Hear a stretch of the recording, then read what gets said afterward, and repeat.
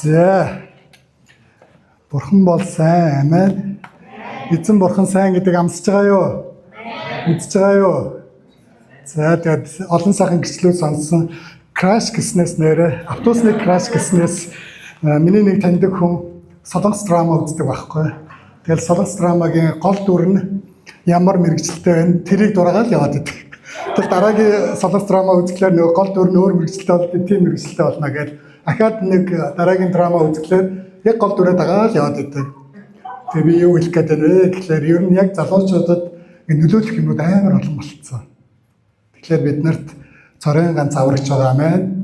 Бид нар яг хэнийг сонсох вэ? Бид нар айгүй их тийм дуу чимээтэй нийгэмд амьдарч байгаа. Олон янзын дуу хоолой бидний эргэн тойронд асар чангаар дуурч байгаа. Тэгээ бид нар заримдаа яг аль нь зөв юм болоо, аль нь буруу юм болоо тэрийг бид нар мэддэггүй. Тэгээ өнөөдөр би та бүхэнд найдвар ба шинжлэл гээд энэ зүйлийг хуваалцахаар ирлээ. За дараагийн слайд нь гаргаж байгаа. За Паул энэ дээр амьдлын хүч бидэнд байгаа гэж хэлж байна. Мөн үхэгсдээс Есүсийг амьлуулсан нэгний сүнс та нарын дотор оршвоос Христийг үхэгсдээс амьлуулсан тэрээр та нарын дотор оршдог өөрийн сүнсээр дамжуулан үхлийн биест чинь ам өгнө гэж.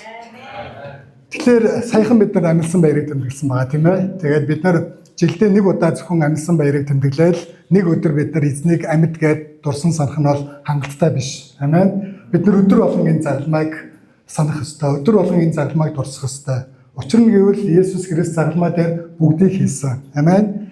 Загалмай дээр үхлийг ялсан, загалмай дээр сатаныг ялсан, загалмай дээр өвчнийг ялсан, загалмай дээр бүгдийг бидний төлөө ялсан. Амен. Тэгэхээр Христэд итгэгч хүмүүс бидний хувьд маш гоё найдвар байдаг. Бидний хувьд сэргэлт шинжилтүүд үргэлж хийгдэж байдаг. Гэтэл зарим тохиолдолд бид нар яадаг гэхээр энэ сайхан найдвараа алдчихдаг.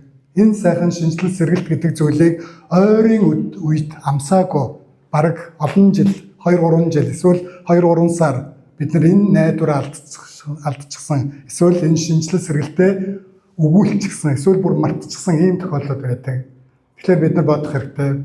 Бурхан бол итгэмжтэй бурхан амен. Бурхан өдөр болгон бидэд иргэд байдаг. Өдөр болгон бурхан бидэртэй хамт байдаг. Харин зарим үед бид нар бурхантай хамт байдаггүй. Тийм учраас бид нар найдвараа гээдэг. Тийм учраас бид нар сүнсний хувьд өхмөл юм шиг ийм байдалд ордог. Дараагийн слайд гаргачих. Тэгээ би өнөөдөр та бүхэнд хуучин гэрээний Эхезекиэл номнаас номлох гээд бэлдээд ирлээ. Тэгээ энэ болохоор стандарт монгол орчуулгын дагуу явж байгаа. Тэгээд бид нар хуучнаар бол Эзекиэл гэж хэлдэг байсан. Одоо юу гэж хэлэх нөө? Эхезекиэл гэж хэлнэ. За хэдүүлээ хамтдаа эзний үгийг уншидхөө. Нэг 3 слайд хамтдаа уншина. 3 Явагийн мотор миний дээр байж намайг Явагийн сүнсээр намайг авч яваад хөндийн дунд буулгав. Тэр хөндийд дүүрэн яс байлаа. Тэрээр намайг тэр яснуудын эргэн тойрноор явуулав. Ил хөндийд газрын гадрал дээр маш их яс байх бөгөөд цөм хуваарсан байх юм. Тэгээд тэрээр надад хүн минь энэ яснууд ам орж чадах болов уу гэхэд би эзэн Ява та мэднэ гэв. Тэрээр надад эдгээр ясанд иш үзүүлэх тун чи тэдэнд хуваа яснуудаа Явагийн үгийг сонсох тун эзэн Ява яснуудад хандан ийхүү айлтж байна. Би та нарт амьсгал оруулж та нар амьлна. Би та нарт шүрмэс сургуулж та нарыг махаар бүрээд арьсаар хучих болно. Би та нарын дотор амьсгал өгч та нар амьлна. Тийхүү та нар намайг Ява гэдгийг мэдэх болно гэж хэлв. Надад тушаасныхын дагуу би иш үзүүллээ. Намайг иш үзүүлмэгц гинэд шажигналцсан чимээ гарч яснууд хоорондоо нийлв. Намайг харж байхад нөх яснуудад шүрмэс бий болж мах урган арьсаар хучигдлаа. Харин тэдэнд амьсгал байхгүй байв. Тэрээр надад амьсгалд иш үзүүл гэж хэллээ. Тэрээр хүн минь чи амьсгалд иш үзүүлэн эзэн Ява ийхүү айлтж байна. Амьсгалаа дөрвөн зүгээс ирж эдгээр үхэгсээр үлээж тэднийг амьлуул гэж хэл гэв. Надад тушаасныхын дагуу би иш үзүүллээ. Амьсгал тэдэн дээр ирсэн тэд ам орж үлэмж их цэрэг хөл дээрээ босваа. Тэр хамтдаа залбирэх. Тэнгэр дарж бидний эзэн минь ээ танд баярлалаа. Өнөөдрийг хүрээ орбон чуулганд өгч байгаа энэ таны амьд үгийн төлөө баярлалаа.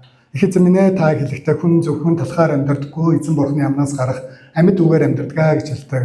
Өнөөдөр хүрээ орбон чуулганы ариун итгэгчид таны амьд үгийг сүнсний хоол авахын тулд энд ирсэн байна. Их эзэн Есүс тэдэнд дамттай сайхан хоолыг өгөөч. Миний амнаас гарах үг бүрэн таних холтгой Хизкeel номны 37 дугаар бүлгийн 1-ээс 14 дугаар ишлэлийг ойлгоход туслаарай танаас гуйж байна.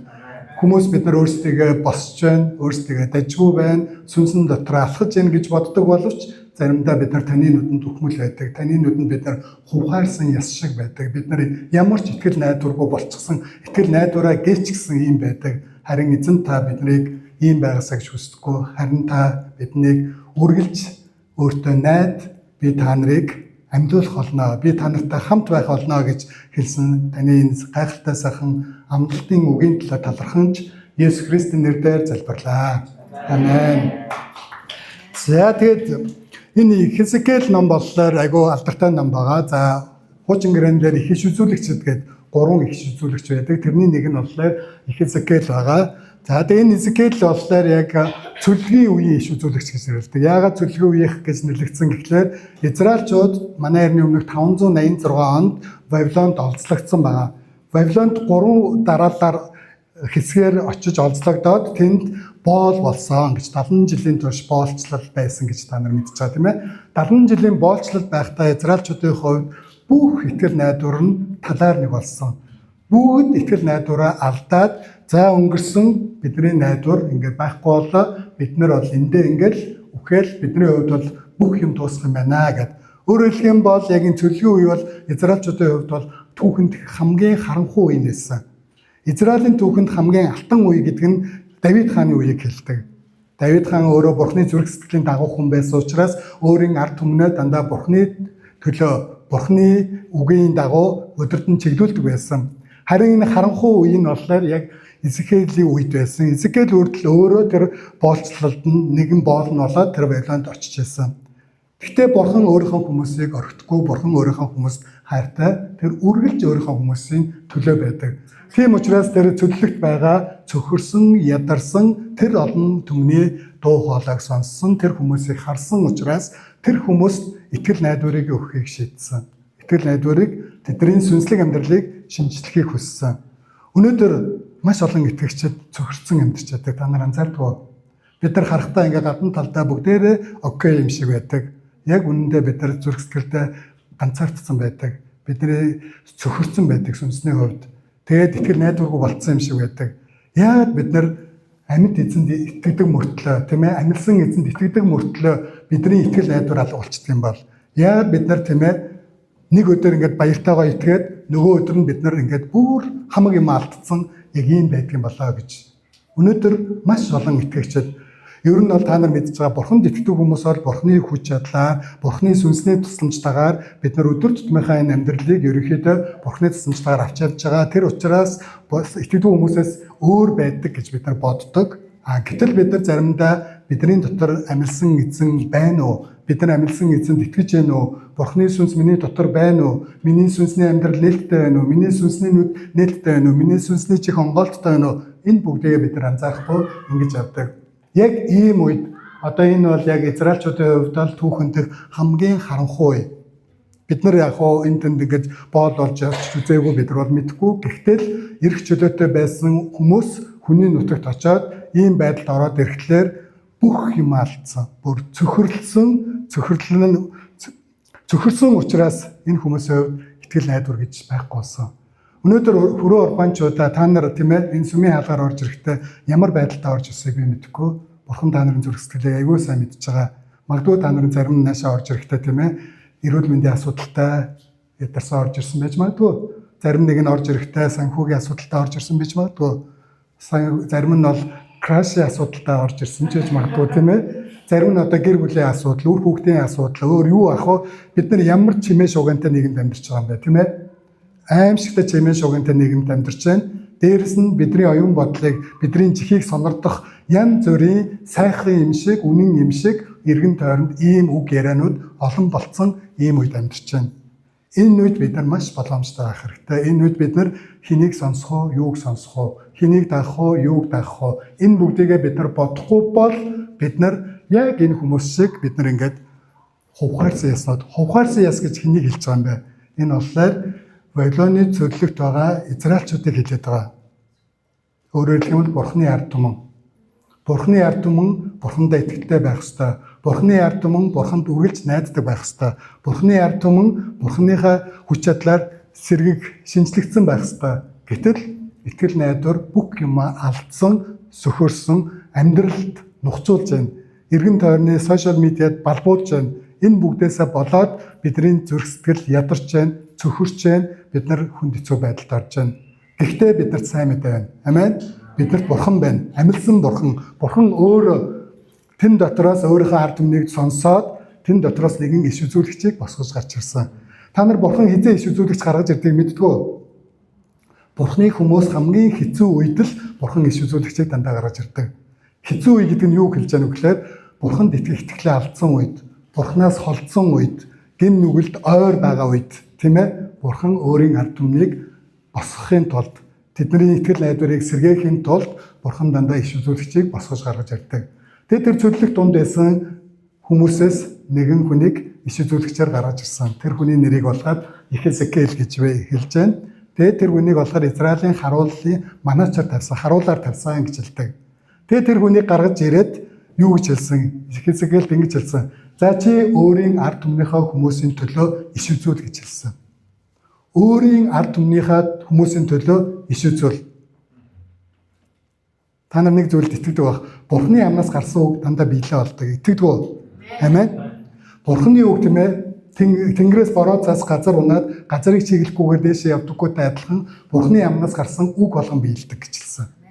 Тэгээ Бурхан тэр өөрийнхөө цөлөгт байгаа тэр ядарсан цөхөрсөн хүмүүсийг хараад нэгэн зүйлийг бодсон. Бурхан зовж байгаа хүмүүстэйгээ илүү ойр байдаг. Амен. Зовж байгаа хүмүүстэйгээ илүү дэрэгдэн байдаг. Жинхэнэ тэднийг босхийг хүсдэг. Тийм учраас Ихезекиэлийг дуудаж гаргаж ирээд энэ өөрийн ард түмний хүмүүсийн төлөө иш үзүүл гэж хэлсэн. За дараагийн слайдыг гаргаж байна. За эхнийх нь 11-ээс 12 дугаар ишлэлээр 37 дээр яг юуны тухай иш үзүүл гэж хэлсэн гэхээр би булшигч нээн гэж хэлсэн. Би булшигч нээн гаргаж авна. Тэрээр надад хүн минь ээ энэ яснууд бол Израилийн даяар бол юм. Тэд яс маань хувхаарч найдан маань тасарч бид ийхүү таслагдлаа гэж хэлдэг. Тиймээс чи тэдэнд иш үзүүл. Одоо энэ Израилийн ард түмнийг хэлж байна. Та нар хувхаарсан яс харсан уу? Хөдөө гадаа явж байгаад ингээ малын яс мас те тэр хувхаарсан ясанд бол ямар ч найдвар байхгүй. Тэр бол зүгээр л бүх юм нь дуусаа гэсэн үг. Тэгэхээр Израильчууд Вавилоны цөлөгт байсан Израильчууд өөрсдийгөө хувхаарсан ястаа зүйрлсэн байна. Тэрээр юу гэж хэлсэн байна? Яс маань хувхаарч найдвар маань тасарч бид ийхүү таслагдлаа гэж хэлдэг. Тиймээс чи тэдэнд иш үзүүлээрэй. Юу гэж иш үзүүлэх вэ? Яава ийхүү айлтж байна. Миний ард түмэн би булшигч нээн тэндээс та нарыг гарган авах гэж байна. Би та нарыг Израилийн газар шорооно авчрах гэж байна гэж хэлж байна. Амен. За тэгээ энд хэлж байгаа хамгийн анхны үг болохоор ерөөсөө юу гэж байна вэ гэхээр булшигч нээн гэж хэлсэн. Булш гэж аваад үзэх юм бол бид нар зүгээр одоо ингээд булшийг харах юм бол булш гэдэг юмн дээр ерөөсөө бүх юм дууссан гэсэн санаа. Тийм ээ. Хин нэгэн хүн амьдарч байсан, нас орсон. Тэгээд тэр хүний булш байна.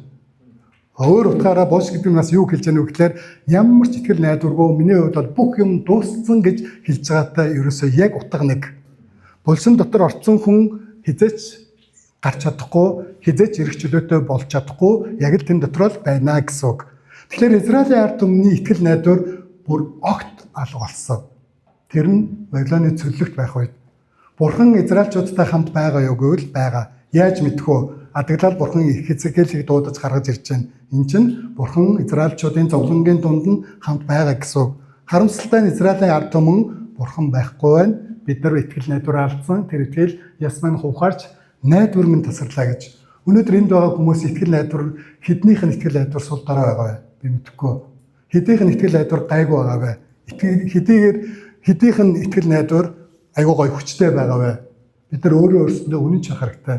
Бид нар гадна талдаа нэг байдаг, дотор талдаа нэг байдаг. Бидний хувьд Бурхан гаднахыг нь чардаг, доторхыг нь чардаг. Амен. Тийм учраас бидний хувьд энэ Бурхан өөрийн ард түмнийг ингээд сэргээж гаргаж ирэх гэдэг бол маш чухал. Тэгэл бусшаар бол ерөөсөө бүх юм боломжгүй гэсэн энэ санааг илэрхийлж байгаа бол Бурханы хувьд бүх юм боломжтой. Амен. Бурхан бидний хувьд төгсгөл гэж харж байгаа юмыг Бурхан тэрийг эхлэл гэж хардаг. Амен. Бүх юм дуусчлаа, одоо ингээл дууслаа гэж бодож байхад үгүй ээ. Одоо л жинхэнэ юм эхлэх гэж байна. Одоо чамд сүнсний сэргэлт ирэх гэж байна. Одоо чамд найдвар ирэх гэж байна. Энэ бүгдийг Бурхан хэлдэг. Амен. Тэгэхээр өнөөдөр таны амьдралд тийм ээ юу яг хувхай хуурай яс шиг яс мэд амьгүй найдваргүй харагдаж байна. Бүгдээр тэрийг бодъё. Тэр газар чинь Бурхан хөрөх болно. Тэр найдваргүй болсон газрыг чинь Бурхан найдвартай болгоно. Тэр хэцүү байгаа газарт чинь Бурхан очино хэцүүгийг чинь эргүүлэх болно. Итгэл нь байхгүй болцсон байгаа тэр газар чинь Бурхан очино итгэлээ чинь сэргээх болно. Амен. За дараагийн слайдыг харъя. За бид нар энэ Эхлэл номны Авраам, Сара хоёрын түүхийг бүгдээрээ мэднэ. Авраам, Сара хоёр Бурхан Авраамыг 75 настай байхад дууддаг. Тэгээ чамаар би дамжуулж агуу үндэстэн бий болгоно гэж хэлдэг. Тэр итгэл чамд би хүүхэдтэй болно гэж хэлдэг. Тэгээд хэдэн жилийн дараа хүүхэдтэй болдгийг бид нар бүгдээрээ мэдж байгаа. 25 жилийн дараа буюу 100 настайдаа хүүхэдтэй болдгоо гэж. Тэгэхээр бүхэл бүтэн 25 жилийн турш Авраам, Сара хоёрт бол ямар ч итгэл найдвар байгаагүй. Тэр хоёр бол ерөөсөө хүүхэдтэй болно гэдэг найдвар бол аль хэдийн байхгүй болчихсон. Угаасаа бид нар одоо физиологийнхаа нас юугаар аваад үзэх юм бол өндөр настай хүн хүүхэд гаргана гэхэд бол хэцүү тийм ээ. Хэдийгээр Авраам бид нар олон жилийн өмнө амьдарч байсан ч гэсэн тухайн үед 100 нас гэдэг бол маш өндөр нас. Энэ бол хүүхэдтэй болох найдвар ерөөсөө байхгүй. Бурхан энэ найдварыг талаар нэг болгоогүй. Бурхан энэнийг сонссон. Ер нь бол хүүсэр эмэгтэй бол тухайн үед Израилийн түүхэнд бол жоох ичгэвтэрт сонсогддог байсан. Магадгүй зарим нэг нь бол өөнгөм нүглээсээ болоод хүүсэр байгаа. Гэм нүглээсээ болоод хүүхэд гаргадаггүй ч гэдэг юм уу тийм ээ. Ер нь бол жоохон дорд үзэгддэг ийм байсан. Харин Бурхан Авраам, Сара хоёрын цөхөрсөн байдал, итгэл найдвараа алдарсан тэр үед дэрэгдэн байж улмаар тэр хүмүүсийг хүүхэдтэй болгосон. Тэгээд ямар хүүхдийн нэр нь хэм бэлээ? Исаак. Одоо тэр чинь Ицхак болцсон. Стандарт Монгол тийм. Одоо энэ нэрнүүдийг тогтоох гэж жоохон хэцүү. Тэгээ Ицхак гэдэг нь юу гэсэн үг вэ гэхээр Бурхан инээсгэлдэг эдгээр гэсэн үг байхгүй. Та нар боддоо хүүхэдгүй ингээд 25 жил цөхрөнгөө барсан тэр нэгэн гэр бүлийг Бурхан баяр хөөртэй болгосон. Амен. Хэцүү үед хүн инээж чаддаггүй. Хэцүү үед хүн ингээд баяр баясгалантай байж чаддаггүй. Тэр цөхрлийг Бурхан сонсдог. Бурхан тэр Авраам, Исаак хоёрыг хүүхэдтэй болгоод тэр хүүхэд нь амар гоё нэртэй инээмсэглэдэг. Бурхан миний зовлон сонссон. Бурхан надад инээмсэглийг бэлгэлдэг. Тэгэхээр ах トゥ нараа би танад хэлмээр юм тийм ээ. Өнөөдөр бид нар ямар замаар туулж байгааг бид нар мэдэхгүй. Өнөөдрийн бидний амьдралын ямар салбар маань яг ямар хэсэг маань яг тэр хувхай яс шиг цөхөрцөн найдвар алдсан байгааг би мэдэхгүй. Гэхдээ тэр газарт Бурхан ирэх болно. Тэр хувхай ясыг амтуулах болно. Тэр ам оруулах болно. Тэгээд тэнд сэргэлт бий болох болно. Яг Авраам, Исаак хоёрыг инээлгэж чадсан шиг Бурхан ийм байдлыг бий болгоно. Амен. Дараагийн слайд байна. За гэтэл намайг бид нар бүгдээрээ мэдж байгаа энэ Израильчуудыг Египтээс чөлөөлдөг, Израильчуудыг Египтэд зовж ясан, шаналж ясан, уйлж ясан дуу хоолойг Бурхан сонсдог. Тэгээд Мөсөгөөр дамжуулаад Израильчуудыг гаргадаг, чөлөөлдөг. За энэ гэтэл намны 14:10-21 дээр фараоныг дөхөж ирэхэд Израильчууд өөрсдийнх нь араас Египтчүүд давшин ирж буйг хараад ихэд айж Яваагаас тусамж ирэн хашгиралдав. За яг энэ мөчийг тань зүгээр төсөөлдөө фараоны зүрх сэтгэл хатуу байсан. Бурхан Мөсөгөөр дамжуулаад 10 гамшиг Израильчуудад, Египтчуудад учруулдаг. Эцэст нь нэг түүний зүрх сэтгэл дуртай дургу та нар явцгаа гэж хэлсэн. Тэгээ Израилийн ард түмэн хэдэн хүн Египтээс гарсан гэж ярьдаг үлээ. Хүүхэд өгчүүл нийлсэн 3 сая гаруй хүн гэж байгаа байхгүй. Тэр олон хүмүүс яг ингээд Египтээс чөлөөлөгдөд эрх чөлөөтэй боллоо гэд баяр хөөртэй гоё тэр нутгийг орхиод явсан. Гэтэл зовлон ирсэн. Энэ зовлон бол Израильчуудын хувьд бол маш хүнд зовлон байсан. Чигээрээ явъя, бүгдээрээ усан живчихвэн, аргашаа явъя, араас нь Египтийн аимшигын хүчтэй айрам, тэр зэрэг морин тэрэгтэй тэр зэрэг ирнэ. Ийм хүнд хэцүү үед бид нар орж ирсэн үү гэж. Тэгэхээр Израильчууд яг ийм хүнд нөхцөл байдалд орж ирсэн. Бурхан сайн бурхан учраас энэ цөхрлөөс тэднийг гаргаж ирсэн. Бурхан хүнд хэцүү үед хизээж өөрийнхөө хүмүүсийг орхидохгүй, хүнд хэцүү үед бурхан өөрийнхөө хүмүүсийг тэр тэнгистэн живүүлээд орхидохгүй, эсвэл тэр хөөгд ирж байгаа Египтийн цэргүүдэд зарчуулаад алуулахыг хүсдэггүй. Амен. Тэгээ дараагийн эслийн уншсан бол 21 дээр Мөшө гараа тэнгис дээгүүр сунглаа. Ява шөнийн турш дорны хүчил салхи яасан гэж байна уу? Тэнгисийн усыг хуваан хуурай газрыг ил гаргав. За энийг бол бид нар бол яг ингээд нүдэрээ дүрсэлж бол харж чадахгүй. Ер нь бол ингээд салхилаад ус ингээд хоёр хуваагдж байна гэдэг. Энэ бол гайхамшиг. Дээрээс нь хуурай газрыг ил гаргав гэж байгаа. Тэгээ Израильчууд тэр олон хүмүүс Египтийг ингээд чөлөөлөд явахдаа бүр хувь хуурай газраар гарсан гэж боддоо. Бурхан биднэрт ийм сайн замыг нээж өгдөг. Ийм сайн замыг гаргаж өгдөг.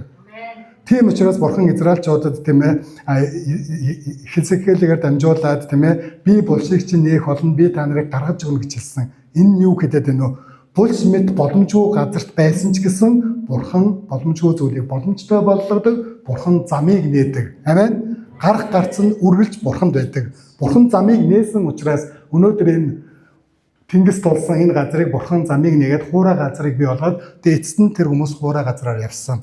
Хэрвээ энэ хуурай газар байгаагүй байсан зүгээр л ус хуваагдлаа та нар боддоо зүгээр нэг устай газрын усыг нь шавсан ч гэсэн доор нэг нойтон үлдэнэ дээ. Тийм биз? Тэгээ тэр нойтон чинь шавартай, шалбагтай одоо нэг амирлын байгаа шүү дээ. Тэгээ тэнд хүүхэд төгсчүүл тэгээд нөгөө ачаа мачаа янз янзын зөөсөн хүмүүс ингээ олуулаа ингээ явлаа. Амар биш. Тэгтээ Бурхан бүр гарах гарцыг замыг заахтаа бүр төгс замыг бидэрт зааж өгдөг. Амен. Өнөөдөр хэн нэг нь өөрийгөө миний амьдралд хувхаарсан яс шиг ямар ч найдваргүй байна гэж бодож байгаа хүн байвал та сайн сонсоорой. Бурхан тань таартай гэж бэлмээр байна. Бурхан таны хажууд байгаа гэж бэлмээр байна. Та Бурханд итгээрэй гэж хэлмээр байна. Та найдвараа битгий алдаарай. Бурхан таныг энэ хэцүү байдлаас чинь гаргана. Авраам, Сара хоёрыг Бурхан инээлгэж чадсан бол өнөөдөр таныг ч гэсэн Бурхан хэцүү байдлаас чинь гаргаад таныг мишээлгэж чадна, таныг инээлгэж чадна. Амен.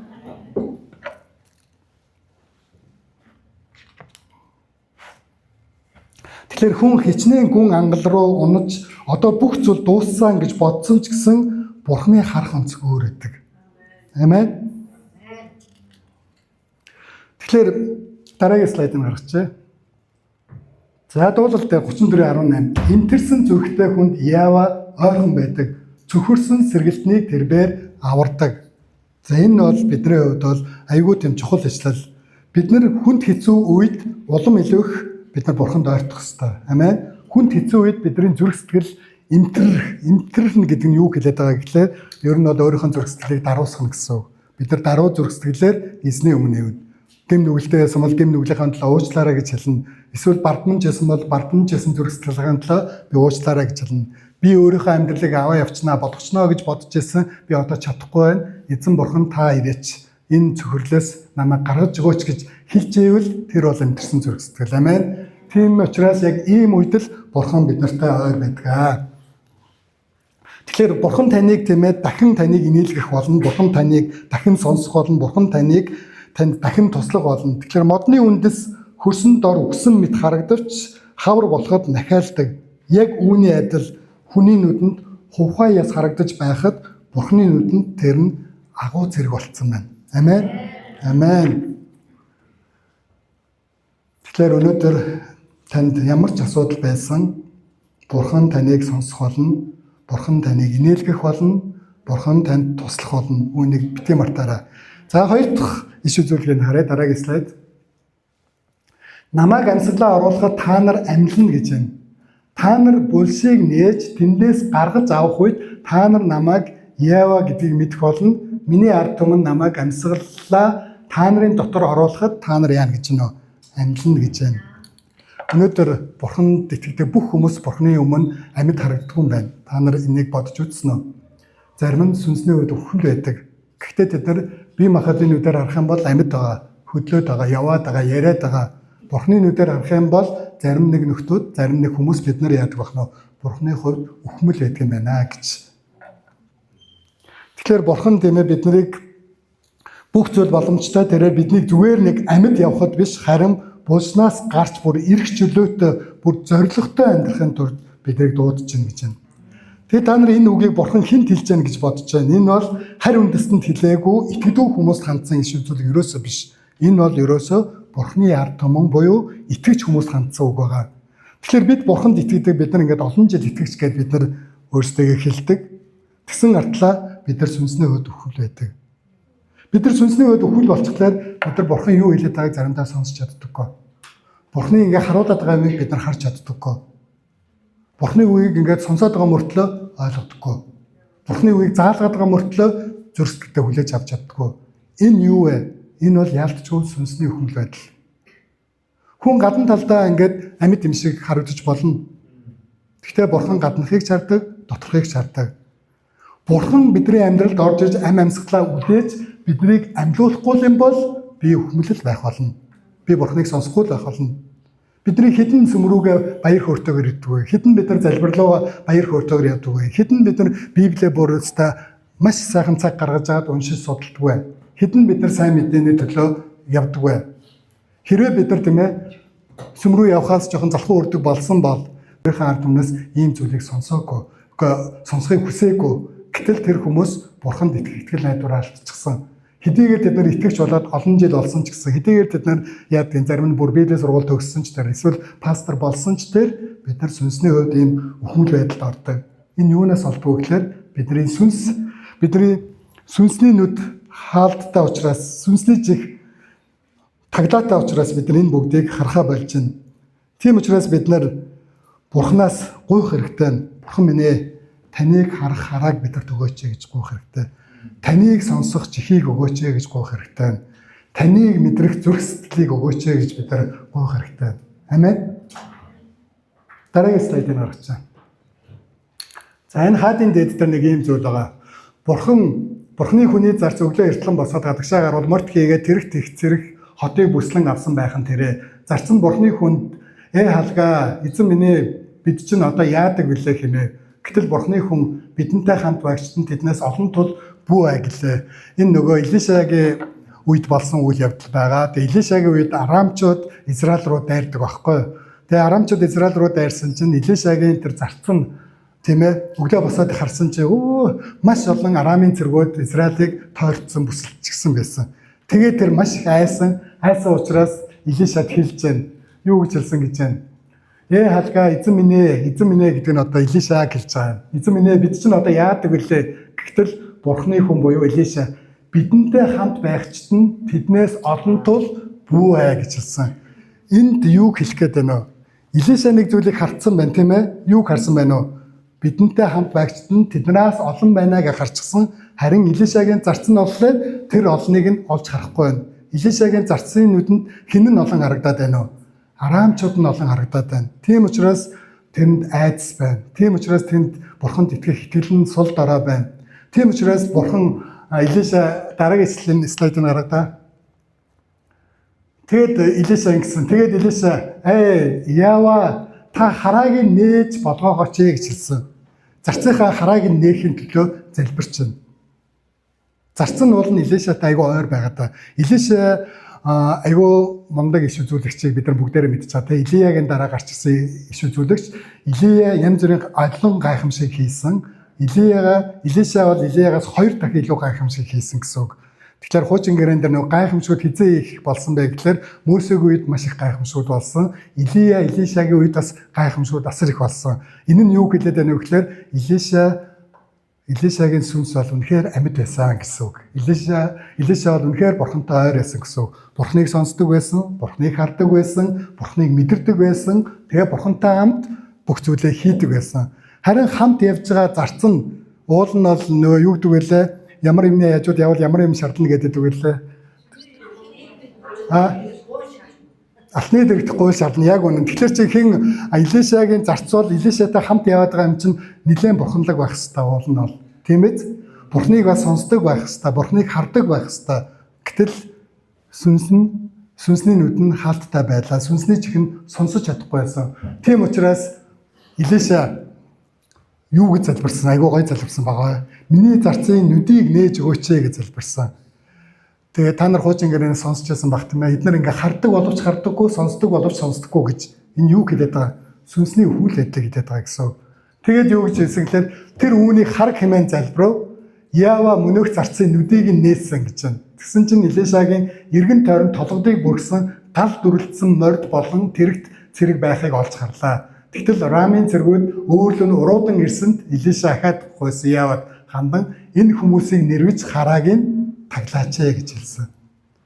Тэгэхээр бидний хараа мараа ерөөсөө бүгд бурхны гарт байгаа. Тийм ээ? Тэгэхээр бурхан яадаг вэ? Бидний сүнсний нүдийг нээгдээсэй гэж Бурхан аягүй хүсдэг. Харамсалтай нь Израильчууд Бабилоны цөллөгт байхдаа бүх юм таг, сүнсний нүд нь таг, сүнсний чихэн таг, зүрх сэтгэл нь хатуу бас таг, ерөөсөө Бурханыг мэдрэхгүй. Ийм учраас Бурхан энэ ард түмнийг зөвхөрсөн ард түмнийг сонссон учраас иш үзүүлэгчийг гаргаж ирээд энэ ард түмний төлөө иш үзүүлгэж хэлсэн. Амен. За дараагийн слайд юм. За энд нэг Ишая иш үзүүлэгч маань Бурхны дуулааг сонсцсон иш үзүүлэгч байгаа. Бурхны дуулааг сонссон учраас би хэнийг явуулах вэ? Хэн бидний төлөө явах вэ гэхэд эзний дуулааг би сонслоо. Тиймээс би бэлэн байна. Намайг явуулаач гэж. Өнөөдөр тийм ээ маш олон итгэгчид Бурхны дуулааг сонсохгүй явж байгаа хэвээрэл байгаа. Эзэнд үйлчлэх хүмүүс аягүй цөөхөн болчихсон. Библийн сургуульд орох дургүй болчихсон. Бурхны хаанчлалын төлөө өөрийнхөө амьдралыг зориулъя гэхлээр амар ядаргаатай санагддаг. Тэгээд яах вэ гэхээр дандаа өөр зүйлсүүдийг ерөөсөө номер 1 гэдэг ингээд тавьчихсан. Тэгэхээр одоо бид нар яг цаг хэцүү үед бид нар амьдарч байгаа. Та нар тэгж боддгоо. Бид нар чи хүүхэд байхдаа л тэр байлдаантай киноноос л тэр байлдааны чи үздэг байлаа шүү дээ. Тэгэхэд одоо бидний иргэн дөрн байлдаанууд чинь болоод байна. Тийм бааз Орос Украины дайн бараг 5 жил болох гэж байна. За тэгэл Америк, Ираны дайнууд чинь одоо ингээд эхэлсэн явж байна. Бид нар ингээд ийм сонин нэгэнд амьдарч байгаа. Та нар одоо энэ Myanmar гэдэг улсад иргэний дайн ингээ гараад 60 жил үргэлжлэж байгаа боддоо. Иргэний дайн дотроо байлддаг. Одоо намайг төрөхөд дайн болж ирсэн, одоо бол дайн болж байгаа гэхээр амар байгаа үстэй. Тэгэхээр ийм сонин нийгэм бид нар амьдарч байгаа. Тэгэхээр ийм үед бид нар хэн илүү хэрэгтэй гэхээр Бурхан биднэрт хэрэгтэй. Бид нар Бурханы дуулааг сонсох хэрэгтэй. Бид нар Бурханы биднэрт үзүүлж хараалаад байгаа юмыг бид нар харах хэрэгтэй. Юу мэдрүүлээд байна тэрийг бас бид нар мэдрэх хэрэгтэй. Амен. Тэгэхээр та итгээд олон жил болсон ч гэсэн өнөөдөр та Бурханаас сүнслэг нүдийг нээгээч, сүнслэг чихийг минь нээгээч гэж залбирах хэрэгтэй. Амен. Сүнслэг сүргэлт үргэлж залбирлаар дамжин ирдэг. Тэгэхээр бид Бурханаас бид нар зуурах хэрэгтэй. Тэгээ энэ сэргэлт нь тийм ээ над дээр ирэх болтугай, манай чуулганд ирэх болтугай, Бурханы чуулганд ирэх болтугай, Монголд ирэх болтугай гэж залбирах хэрэгтэй. Одоо залуучууд сүмрүү айгүй хойрог байгааг та нар мэдж байгаа үстэй. Залуучууд өөр юм руу амар хошурж байгааг бүгдээр хараад байгаа үстэй тийм ээ. Тэгэхээр ийм үед бид нар ядаж сүнсний нүдэ, сүнсний чихээ нээлттэй байх хэрэгтэй. Тэгээ биднээр дамжуулаад Бурхан Монголд залуучуудыг өөр дээр авчрах болно. Амен. За дараагийнх нь. За гуравт нь Бурхан Изекиэлийг дамжуулаад юу гэж шүлүүлсэхээр би та нарыг газар нутагт чинь суулгана гэж хэлсэн. Би та нарыг газар нутагт чинь суулгана. Тэгэхэд та нар намайг Ява гэдгийг мэдэх болно. Ява би хэлж байна. Би үүнийг хийх болно. Ява тунхаглаж байна гэж хэлсэн. Дараагийн ишлэгийг гаргачаа. Газар нутагт нь суулгана гэдэг нь чухам яг юу хэлж байна вэ гэж. Бурхан энд байгаа хүн нэгүр зориулсан төлөвлөгөө байгаа. Та нар үүнд итгэдэг үү? Бурхан миний амьдрал зориулсан төлөвлөгөө байгаа гэж. За Иремая 29:11 би гагцхүү би л та нарыг гэсэн төлөвлөгөөгөө мэднэ. Яава би тунхаглаж байна. Тэр нь та нарт гай гамшигыг бус сайн сайхныг авчирч ирээдүй итгэл найдварыг өгөх төлөвлөгөө билээ гэж хэлсэн. Амен. Тэгэхээр энэ юу гэсэн үг вэ гэхээр одоо бидний ихэнх нь тийм ээ яг өөрсдөө нөхцөл байдлыг хараад яг өөрсдөө Израильчууд шиг ухаарсан яс мэд ямар ч итгэл найдваргүй гэж харж байна. Харин Бурхан биднийг ерөөсөө тэгж харахгүй байна. Би та нарт гай гамшигыг бус харин сайн сайхныг авчрах гайхалтай төлөвлөгөөг би та нарт өгнө гэж хэлсэн байна. Амен. Та нарын хэд чинь яг энд яг чин сэтгэлээсээ итгэж байна. Хэд чинь энэ төлөвлөгөөний дагуу явахыг хүсэж байна. Хэд чинь энэ төлөвлөгөөг мэдхийг хүсэж байна. Хэд чинь энэ төлөвлөгөөг яг дагаахыг хүсэж байна гэж. Тэгэхээр Бурхан тэр би та нарыг газар нутагт чинь суулгах болно гэж хэлсэн. Энд чинь юу хэлээд байна вэ гэхээр угаасаа биднийг намайг төрөх нь би энэ дэлхийд төрөх нь Бурханы зорилго байсан. Би энэ дэлхийд хэдэн жил амьдрах нь Бурханы зорилго байсан. Хэдэн онд би Бурхан дээр очин тэр нь бас Бурханы зорилго байсан. Тэгэхээр Бурхан яг юу гэж яана вэ гэхээр итгэл найдвараа алдсан, цөхрөл зовлонгоос болоод итгэл найдвараа алдсан хүмүүсийг Бурхан яаж яана? Булчнаас нь гаргана, эргэн дуудана гэж байна. Тэгээд би сүнсээ амьсгална. Тэгээ би тэднийг ам оруулна гэж байна. Ам орсон итгэгчид өөртөө зориулсан Бурханы зорилго төлөвлөгөөг ойлгож эхэлнэ. Бурхан намайг яг ийм юмд ашиглах гэдэг юм байна. Бурхан намайг ийм юм хийгээсэй гэж хүсэж байгаа юм байна гэж. Нөгөө талаар Бурханы дуулааг сонсоогүй хүмүүс, Бурханы үзүүлж харуулдаг байгааг харахгүй байгаа хүмүүс Бурханы төлөвлөгөөг олж харахгүй. Тэд нар ямар төлөвөөр явах вэ? Өөрсдийн төлөвөөр явна. Тэд нар өөрсдөө итгэж хичээлнэ. Тэд нар өөрсдийнхөө зорилго, өөрсдийнхөө төлөвөөг номер 1 болгоод дагаад явна. Энэ нь өөрөө асар аюултай, маш хэцүү зүйл. Тийм учраас Бурхан Израилийн ард түмнийг юу гэсэн гэхээр би та нарыг газар нутагт чинь суулгах болно. Тэгээд та нар яг тэр миний та нарт бэлдсэн зорилго төлөвөөний дагуу явах болно гэж хэлсэн. Тэгэхээр жинхэнэ амьдрал гэдэг бол Бурханы сүнс хүний дотор орж ирснээр л эхэлдэг. Гадна талын нөхцөл байдал бол дээрх нэг хангалттай биш. Өнөөдөр хүмүүс бол гадна талдаа асар их ач холбогдол өгч амьдарч байна. Харин жинхэнэ амьдрал бол Бурханы сүнс миний дотор орж ирснээр л эхэлнэ. Хуура хувхай яс хоорондоо нийлж бий болсон ч сүнс орж ирэх хүртэл тэд нар амьгүй байсан гэдэг бид нар сайн харсан тийм ээ. Эхлээд яс шажигналдаад нийлсэн гэж байгаа. Дараа нь шүрмэсэн, дараа нь махам, тэгээд арьс гэдэг тийм ээ. Ингэж ам орсон бол Иохан номон дээр Бурханы Есүс хэлсэн үг байгаа. Би бол ам бөгөөд амьдлал гэж хэлсэн. Амен. Есүс Христ алмай дээр нас орсон ч гэсэн 3 хоногийн дотор амьдсан. Өнөөдөр тэр эзэн амьд байгаа. Өнөөдөр бид нар амьд эзэнд итгэдэг учраас бидэрт найдвар байгаа. Амен. Өнөөдөр бид нар амьд эзэнд итгэдэг учраас бид нар унсан ч босох чадвартай. Амен. Зовсон ч бид нар зовлонгоос гарах боломжтой. Хэрвээ бидний сүнсний нүд нээлттэй байх юм бол, хэрвээ бидний сүнсний чих онгорхоо байх юм бол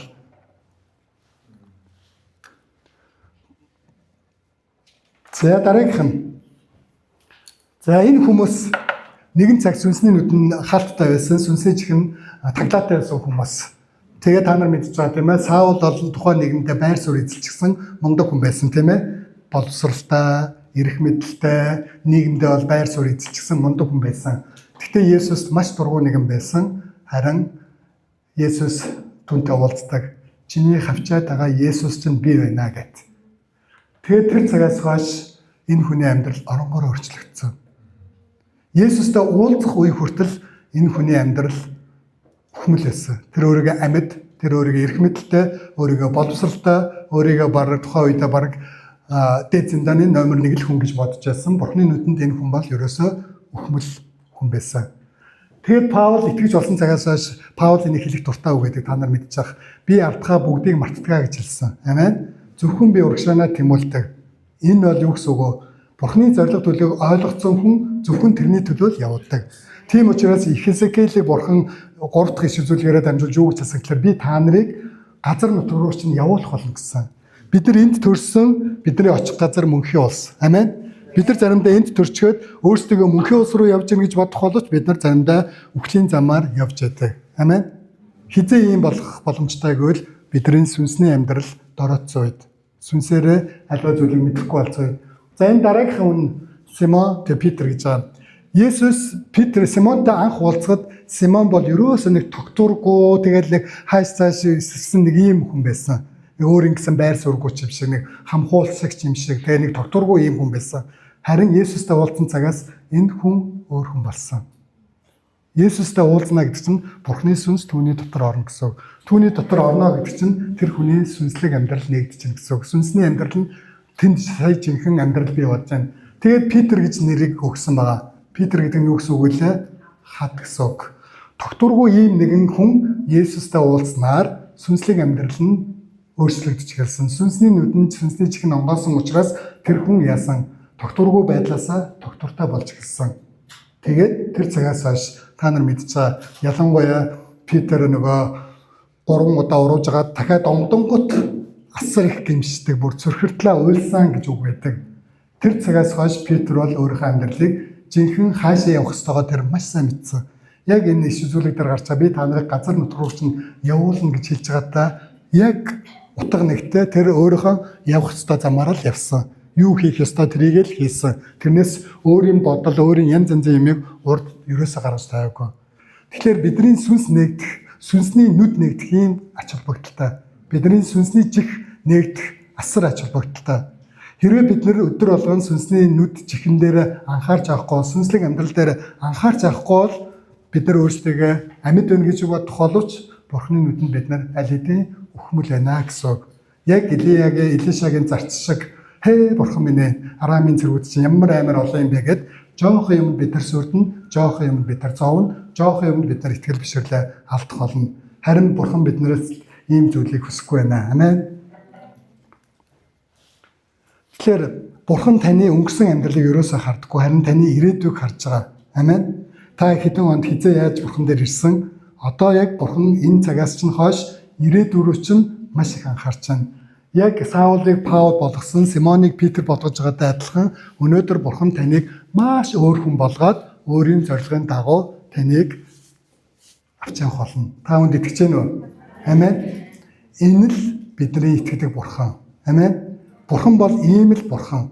Тэр өөрийн зөвхөрсөн зовсон ард түмнийг сэргээдэг, босгодог, итгэл найдварыг нь бий болгож сүнсний сэргэлтийг авчирсан бол өнөөдөр энд сууж байгаа залуучууд бидний дунд хэрвээ Израильчууд шиг итгэл найдвар алдсан нэгэн байгаа бол энэ цаг мөч үнэхээр Бурхан таныг дуудаж байна. Та Бурханы дуудлагыг сонсож байна уу? Бурхан танд үгээ хэлж байна. Үгийг хүлээж авч байна уу? Амен. За хэдүүлээ дараагийн слайдыг гаргая. Тэгээд өгнөлт рүү оръё. За тэгээд Бурхан булшийг чинь нээнэ гаргаж авнаа гэж хэлсэн. Хүн өөрийгөө амар хүнд байдалд орсон ч гэсэн тэнд гарах гарц байдаг гэдгийг би та нарт хэлмээр байна. Амен. Тэр бол зам заагч. Бурхан өөрөө зам заагч учраас Бурханд дандаа гаргалгаа нь байдаг, шийдвэр нь байдаг. Бурханд боломжгүй зүйл гэж байхгүй. Хоёрт нь болохоор та нарын дотор амьсгалаа оруулахад та нар амьлна гэж хэлсэн. Бид нар сэтгэлээр ундаг. Гэхдээ Бурхан сэргээдэг. Амен. Ямар үедөө бид нар Бурханыг дуудсан үед тэр танд сүнслэг сэргэлтийг өгөх болно. Би та нарыг газар нутагт чинь суулгана гэж хэлсэн. Бурхан танд зориулсан төлөвөөгөө харуулж та түүний дагуу явах болно гэж. Миний нэг таньдаг хүний хүүхэд нөгөө солонгос драма үзэл мэрэгчлээ өөрчлөлт гэж би хэлсэн шүү дээ, тийм. Энэ яг эдгээр шоглоом маягаар хилжил байгаа боловч ер нь бол хүүхдүүд яг тэгдэг. Юуг сонсон тэрийг ингээл дагаал ингээл яваад идэг. Яагаад гэвэл хүүхэд гэдэг бол ялцчуу сониуч байдаг, ийм зам байдаг. Тэгээ тэр үедээ бол яг ингэж явах гэдэг. Харин энэ үед бид нар юу гэж хэлэх гээд байна вэ гэхээр, тийм ээ.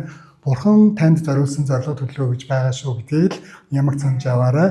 Тэгээ бид нар шийдвэр гаргах бүх юмн дээр Бурханыг сонсож дагаж явах юм бол Бурхан биднэрт яг биднийг байх газар нь байлгана, явах замаар нь явуулна, хийх ёстой зүйлийг Бурхан биднээр хийх болно. За хамгийн сүүлчийн слайд нь орчих. За тэгээд хувхай ясан агуу их зэрэг болж чадсан. Амен. Амен.